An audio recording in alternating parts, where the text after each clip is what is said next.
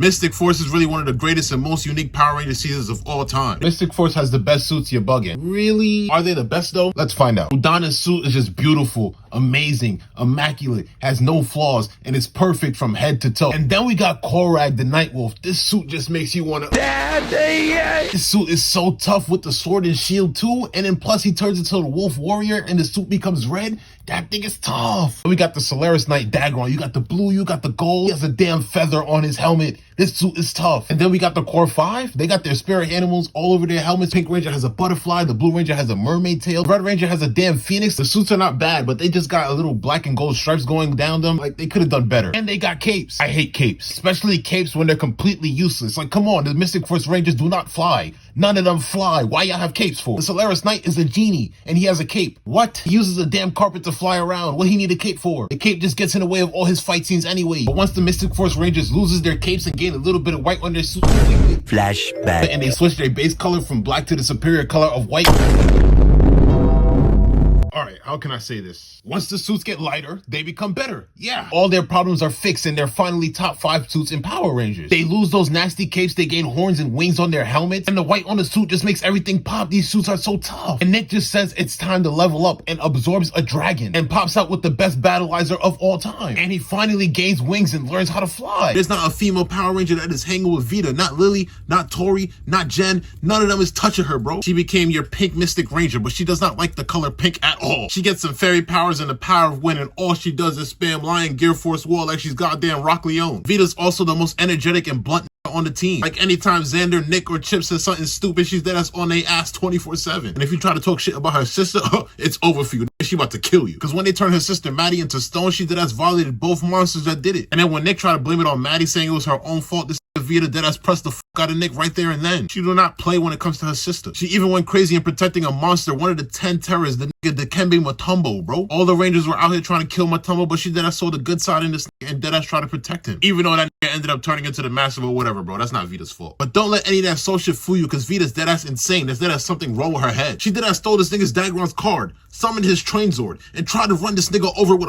a train. What is wrong with her? And when these niggas was getting it on the train, she did have summoned the portal under this and send this into deep cold space. She doesn't care about life. And then when Necrolite turned Vita into a vampire, oh my god, she was tough. She's over here picking up 200-pound Hideax in one hand and one in the other hand, launching them like she's Patrick Mahomes, bro. And then she went ahead and beat that ass of every single Ranger on the team. And then she was beating the shit out of Chip, but Chip had to save her psychologically, you know, using a little pose or whatever. But yeah, she did that's tough. So just don't fuck with Vita, you're gonna be fine, son. We got Xander, Mr. I Wanna Be Leader, Mr. Perfect, Mr. I Know What I'm Talking About all the damn time, but doesn't know how to shut the fuck up. This will try to sit here and act like he's the greatest Power Ranger of all time. But he's far from it. He's a fuck up, a screw up, a dumbass, a stupid idiot. Like, what the hell is wrong with this? This always talking about some goddamn plan. Xander talking about, my name is Xander. If you don't shut the fuck up and put the gloves on, bro, this love talking too much. If this wants to get pressed in the hood by chocolate goons, he's getting cooked. He's gonna walk up to these niggas talking about some nice ski mask, nice AA-12 with a switch. But I'm just gonna kindly walk past you guys and have a great day. And this is gonna get pistol whipped and robbed, stupid man. Like, how are you in front of Kira, Tori, Bridge, and Adam, and you try to do that stupid ass plan Xander? What the fuck is wrong with you, stupid man? Or this nigga wants to be leader so bad, but if you follow this into battle, you're gonna look like Prime Lana Rhodes, and you're gonna sit here and get your ass eaten by a damn spider. This Xander was so fixated in being perfect that when he had a zit on his nose, he used a potion to try to get rid of it. It went away, but then this started turning into a damn tree like a stupid man. When him and Vita found the fire heart, this wanted to become Miles Morales and do his own thing, and ended up freeing the monster on the other door. What the fuck is wrong with this stupid man? And then he goes ahead and gets his ass beat and has to get saved by Vita after Vita violated this thing. Like, come on, you can't be dumb and weak at the same time, stupid man. When Dagon took away this morpher trying to actually teach him how to be a good ranger, this was like, Dagon's on my dick.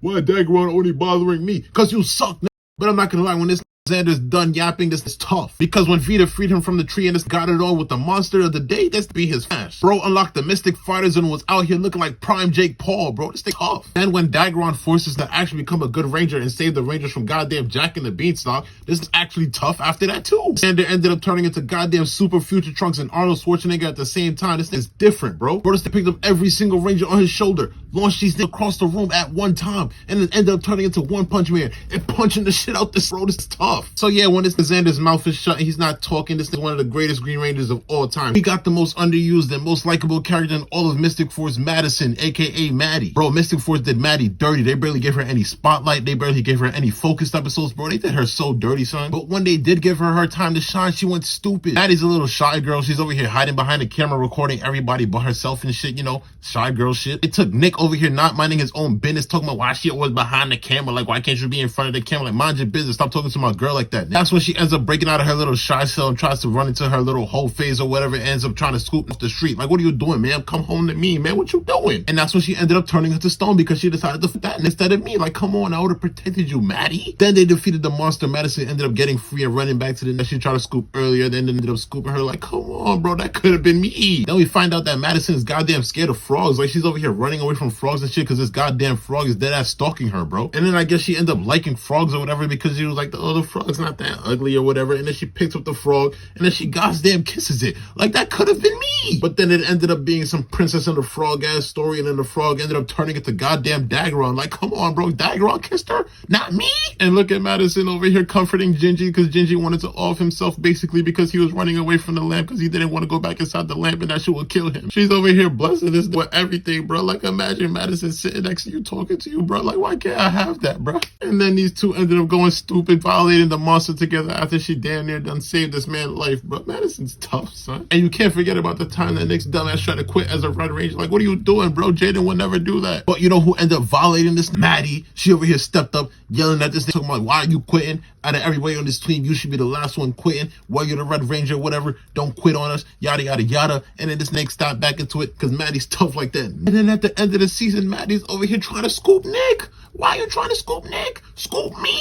Like, Nick over here handing her his red little blanket or whatever. Like, that shit is a child. Throw that shit away, bro. That shit old, it's stinking, whatever. Like, throw it away, bro. But she damn near collects it. Like, if I find that shit, Maddy, I'm just gonna take it and throw it away for you, ma'am. But Madison's still tough. She's still one of the strongest female Power Rangers of all time. Yes, she's better than Jen. Haha. Is there not enough Chip on your dip? Because we got Chip, one of the greatest Yellow Rangers of all time. You can't really hate on Chip. Chip is one of the most likable Power Rangers of all time. Unless you're me, I can hate on Chip all day because Chip is one of the worst Rangers ever. He wants to be Dustin from Ninja Storm so bad, but you're not, pal. I'm joking, relax. Chip is tough, but he's on Mystic Force, meaning that he doesn't get that much spotlight because Nick is over here taking all the spotlight away from the rest of the Rangers. I ain't gonna lie, Chip got the best fit in Mystic Force, the black with the yellow, and then the black with the yellow with the superior color of white in Legendary mode. Oh my god! He's tough. Chip found out that Vita was a vampire. He was the first one on that. He was the one who found out that she was a vampire, even though nobody believed him in the beginning. But that's the thing, he didn't care. He did everything in his power to save Vita. This man pulled up on Korag, pressed Korag over Vita, bro. This man's insane. Korag beat his ass, but that don't matter right now. Chip whipped up a whole shard to penetrate Vita with, but he never got to use it because they ended up getting it on with each other. But Chip ended up beating the vampire hold over Vita because of this little pose right here. And the pose freed Vita long enough for him to penetrate Necrolite with the arrow. And you can't forget about the time Chip saw a kid get the life sucked out of him and he ended up blaming himself for it because he was there and he couldn't save the kid. Then bro spun the block on the spider, jumped on his spider web and started beating his ass with the gloves like he was prime Jake Paul. Then bro just randomly stumbled upon a 1942 Ciroc bottle and opened it. Like, what is wrong with your cojones, dude? Now because you're an idiot, you have a black hole in your stomach sucking you up from the inside. So now Chip and Dagon have to go on a mission to go find the staff, but now Chip is struggling because he has this hole on his stomach. So now Dagon has to tell Chip, if you make it to the top, I'm gonna teach you how to be a knight. And that's all Chip needed. Chip got up and made it right to the top. Dagon got stuck by Korag while Chip had a whole tornado coming out his stomach. Dagon stops Korag and ended up using the scepter on Chip, fixing Chip. And the first thing Chip brought up was the fact that he's about to train to be a knight. Man, Chip is tough. But they still did you dirty, son. You deserve more spotlight. If it ain't snowing, we ain't going. We got Udonna, the Snow Princess. Come on! Udonna's one of the mentors of the team, and she's also the White Mystic Ranger at the same time. Udonna's a cool ranger, but she's better at being a mentor, to be honest. In the second episode, she gets her ass beat by Korag, and this booked her morpher. Oh my gosh, she was ass. So she had no choice and just became the mentor of the team. Donna's a great mentor, and that's where she needs to stay, because every time she steps outside, she ends up getting captured. I don't know how. She got captured like 3, 4, 5 times this season, bro. And even when she does stay inside, people break in and violate her anyway. But at least she has a loving family, right?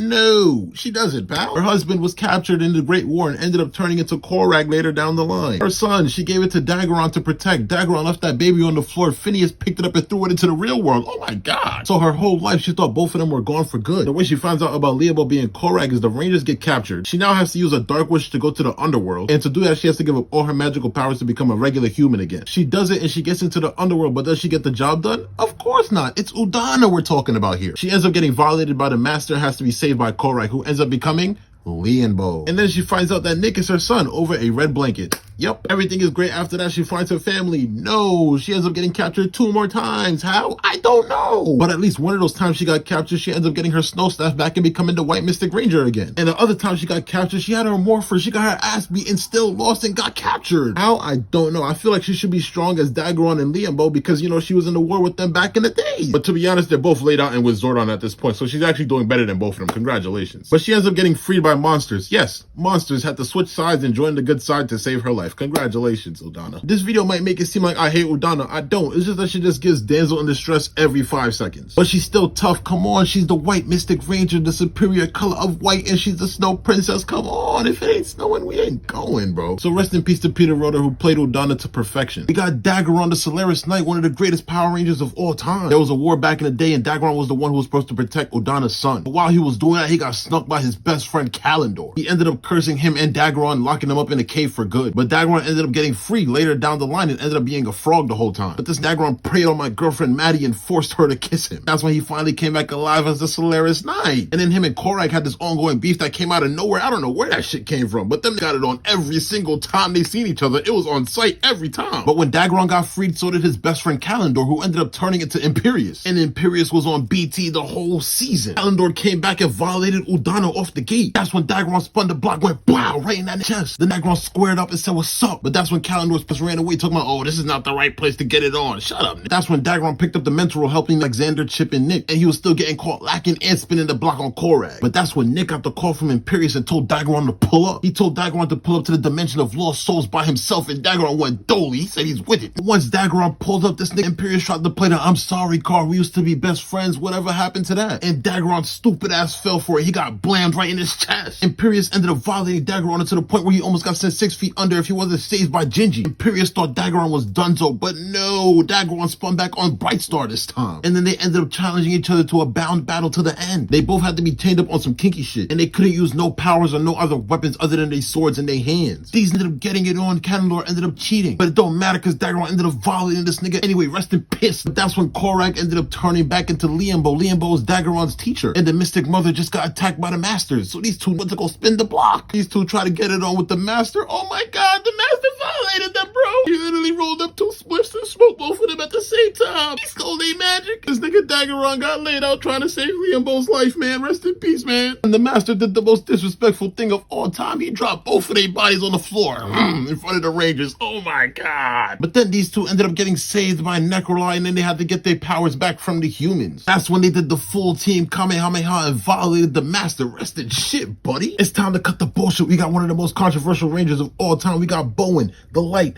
Nick Russell, the Red Mystic Force Ranger. Nick is weird. He's an orphan, but the only thing that he had from his childhood memory was his red blanket. Bro didn't believe in magic and didn't want to be a ranger. Is he cooked? And then he eventually joins, and there he is, the Red Mystic Ranger. So now that Nick's a ranger, him and Korag have this ongoing beef that just spawned out of nowhere because Korag wants power. So the whole situation just turned into a big ass sneaky link. Korag will call Nick in his head at any time of the day, and Nick is gonna pull up regardless. Nick and Korag even cosplayed. Nick was the bad guy and Korag was the good guy. But the main thing about these two is Korag is Leonbo and Leonbo is Nick's father. But none of them never knew until his mother, Udana, ended up finding the red blanket that she gave to Nick when he was a child. And I ain't gonna lie, that whole situation was just stupid. Nick asked 0 questions. He just said, "Yup, you're my mother, and this who I've been trying to beat up my whole life is my dad. Congratulations." But now that we know that Nick is now the greatest magic user of all time, he's the Light. This man has been destined for greatness since birth. But he's weird. He's not pussy, but he's a quitter. Bro, Nick was ready to fight Korag with no magic, and bro was ready to stand up for the whole world without magic. Nick even stood on 10 toes against gods. But then on the other side, he's quitting on the first episode. Then this man wanted to surrender to save his Ranger team, but then that has got the Rangers even in more trouble. Bro lost Udana, Dagon, and Liambo. The Megazord's destroyed, so now he feels down and gives up on his team. How, I don't know. We've seen him fight without magic, but then when he still has his powers and abilities to still fight, he quits? How? And don't sit here and say Udana and all these other people are gone, because the other Rangers also knew Udana and the rest of them as long as Nick did, and not a single other Ranger quit other than Nick. Madison, the quietest Ranger of all time, told him if he quit, he's a... That snapped him back into reality, but it's already too late. The damage has already been done. Nick, you're a quitter. But I ain't gonna lie, Nick put in straight pain after that, even though his reputation is already tarnished. I don't hate Nick. I actually like Nick. Nick is one of the strongest Red Rangers of all time as well. He's up there with my glorious King Jade and Shiva, you feel me? But one of the main reasons why I actually do hate Nick is because he took Maddy away from me, man. Maddy, you're supposed to come home to me. Nick really sat there and TYB'd me, man. That shit is crazy, bro. It's either you love him or you hate him. Nick Russell, one of the greatest Red Rangers of all time, in my opinion, unless he quits on you. But that's finally the end of Mystic Force, so let me know what series y'all want to see next.